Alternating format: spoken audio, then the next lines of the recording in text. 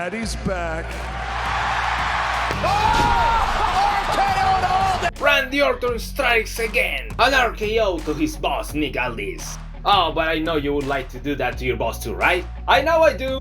But if you wanna know how we got there, let's review the top 5 things that happened at a Friday Night Smackdown. Let's start with number 5. I have to tell you, I didn't like Logan Paul's promo. And after 1 month being absent, I think that he could have brought a better promo actually for his first promo as a champion. And then the segment with Kevin Owens was actually better.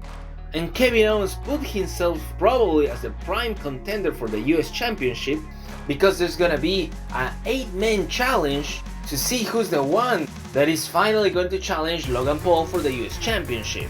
If you ask me, I think that it's gonna be Kevin Owens or Santos Escobar. After last night, KO is already on the spot, but Santos Escobar actually has a better storyline for that US title. Who do you think is gonna win? Let me know in the comment section down below. Now let's see what happened at number 4. Because talking about Santos Escobar, he beat Joaquin Wilde, and the storyline against the LWO clearly continues, and after the match he gave Joaquin a beatdown until Dragon Lee came to the ring and helped Joaquin Wilde. So it's pretty interesting that it seems like Santos Escobar is gonna continue this rivalry with Dragon Lee, which I like because it's a great push for both of them. But I don't forget about Carlito, and I would love to see what would happen in that rivalry between Santos Escobar and Carlito. So let's see next week what's next for Santos Escobar and Dragon Lee.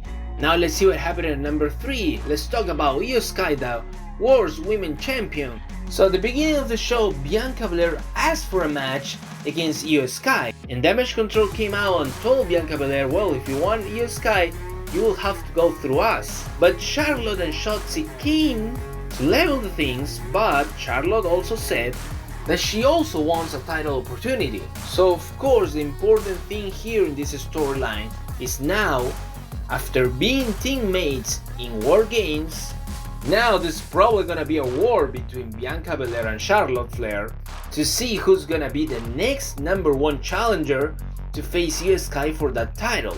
So maybe there's gonna be a match between them, or maybe it's gonna be a triple threat match between Charlotte, Bianca Belair and Iyo Sky. Of course this is an important storyline, and let's see what happens next week.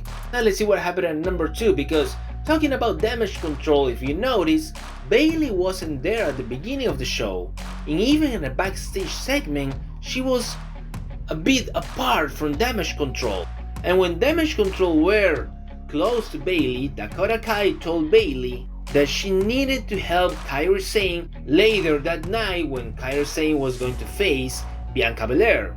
And of course Bayley was there in ringside trying to help Kairi Sane, and she did at some point, but she also distracted Kairi Sane, and that led Bianca Belair to win that match.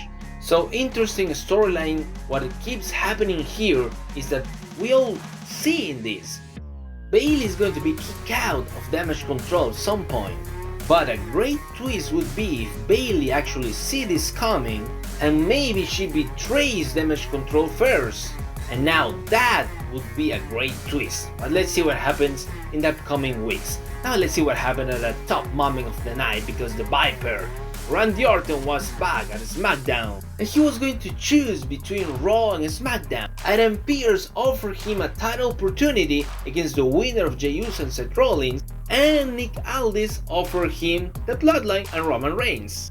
Oh, we all know what was Randy Orton going to choose, but to make things a little bit more interesting, Paul Heyman came out and he told Randy Orton that he should go to Monday Night Raw because he was gonna be safer there. And then Solo Sikoa and Jimmy Uso appeared, but Randy Orton received some help from LA Knight, and so the Viper and LA Knight could get rid of the Bloodline. And then Randy grabbed the 2 contracts. He threw away the one from Monday Night Raw, of course, and he chose to stay at Friday Night SmackDown. And then he told Paul Heyman, now you can call your tribal chief and tell him that Daddy is back. Great choice, of course, and great storyline is gonna be that one between Randy Orton and the Bloodline.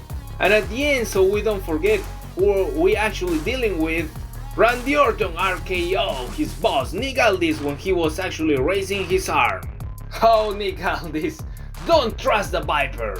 But he's going after Roman Reigns and I really love that.